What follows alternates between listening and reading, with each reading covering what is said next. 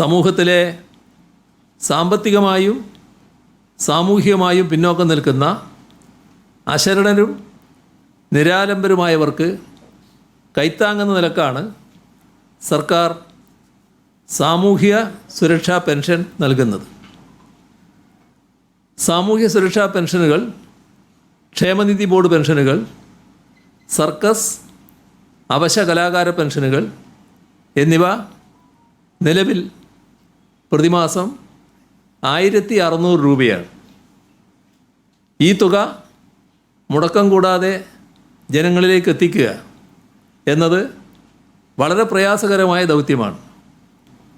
അത് മുടങ്ങാതെ നിറവേറ്റാൻ അതീവ ശ്രദ്ധയും ജാഗ്രതയുമാണ് സർക്കാർ പുലർത്തിയത്. ഒരു ഗഡു പോലും അനിശ്ചിതമായി കുടിശ്ശികയാകാതിരിക്കാൻ ശ്രദ്ധിച്ചു. ഏത് പ്രതിസന്ധി വന്നാലും പെൻഷൻ തുക നൽകുമെന്ന് ദൃഢനിശ്ചയമെടുത്തു.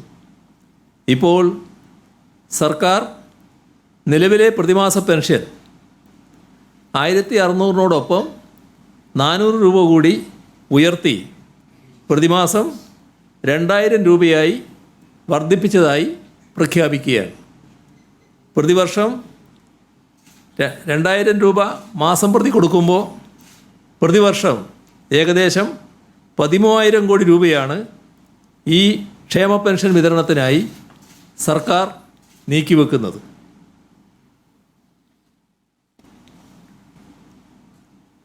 സംസ്ഥാന സർക്കാർ ജീവനക്കാർ, അധ്യാപകർ, പെൻഷൻകാർ എന്നിവർക്ക് നൽകാനുള്ള DA, DR കുടിശ്ശിക ഈ സാമ്പത്തിക വർഷത്തിൽ 2 ഗഡു നൽകിയിട്ടുണ്ട്.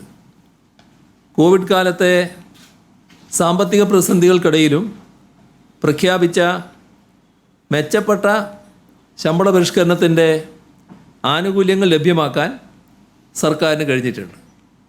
ഈ സാമ്പത്തിക വർഷം തന്നെ 1 ഗഡു DA, DR കൂടി അനുവദിക്കുന്നതായി പ്രഖ്യാപിക്കുകയാണ്. മുൻഗഡുക്കളിൽ 2%, 3% അനുവദിച്ചിരുന്നെങ്കിൽ ഇത്തവണ അത് 4% നവംബർ മാസത്തിൽ വിതരണം ചെയ്യുന്ന ശമ്പളം, പെൻഷൻ ഇവയോടൊപ്പം നൽകും.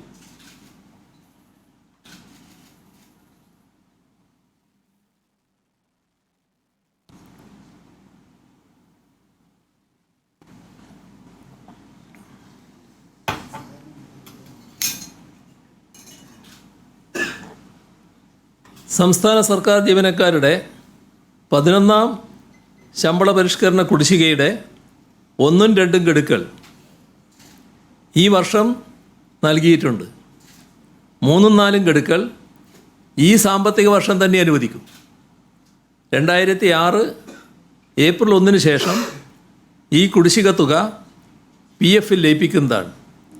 PF ഇല്ലാത്തവർക്ക് പണമായി 2026 ഏപ്രിൽ 1-ന് ശേഷം നൽകും.